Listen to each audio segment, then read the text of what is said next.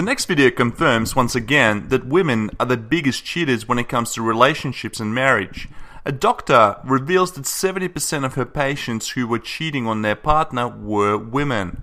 Shocking, I know. Not really. You MGTOW boys already knew this. However, it seems that the majority of regular blue pill men have no fucking clue that their wife or girlfriend is quite possibly cheating on them right now. Apparently, if you don't appreciate her, don't spend enough time or money on her, and aren't giving her enough attention, then there's a big chance that your woman is already riding another cock. But you're just too clueless to know. Could the cure for a rocky marriage be as simple as deleting your Instagram account? Marriage therapist and co-author of The Modern Trophy Wife, Dr. Dion Metzger, says yes and is here to elaborate. So what's going on with this theory? Well, believe it or not, 70% of my patients who are cheating now are women.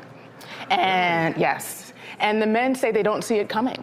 What happens is that the women get into this rut. They feel like they're not being appreciated, not being taken out, and they start seeking affection elsewhere.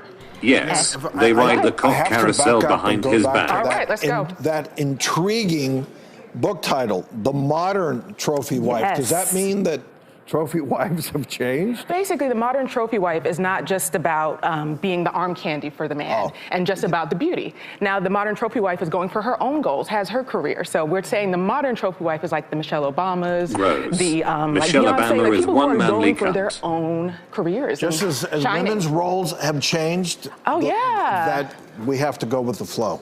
Then getting back to this concept of women who are cheating on their husbands, how can simple things like deleting your Instagram account help improve your marriage or reduce the odds that you're going to cheat? Yeah.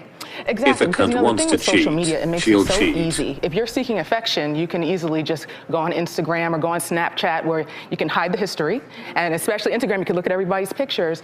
But the thing is, people are using it as a channel to seek kind of those old flames and reach out to people. I mean, think about it. It's easy. It is what it is. It's flirting online. That's it. I'm curious because the infidelity is more women than men. It may be unique to your practice, Right. but are you seeing? This is what I've noticed. And you said they seek out old flames.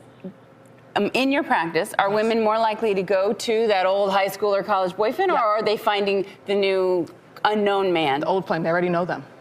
So they're staying in a comfort zone.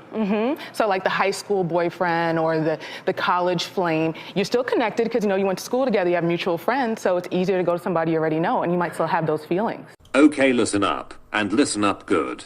Men and women can't be friends. If a woman has a boyfriend or a husband, but still sees other men as friends, she is sizing up potential cock to ride. Dump that bitch.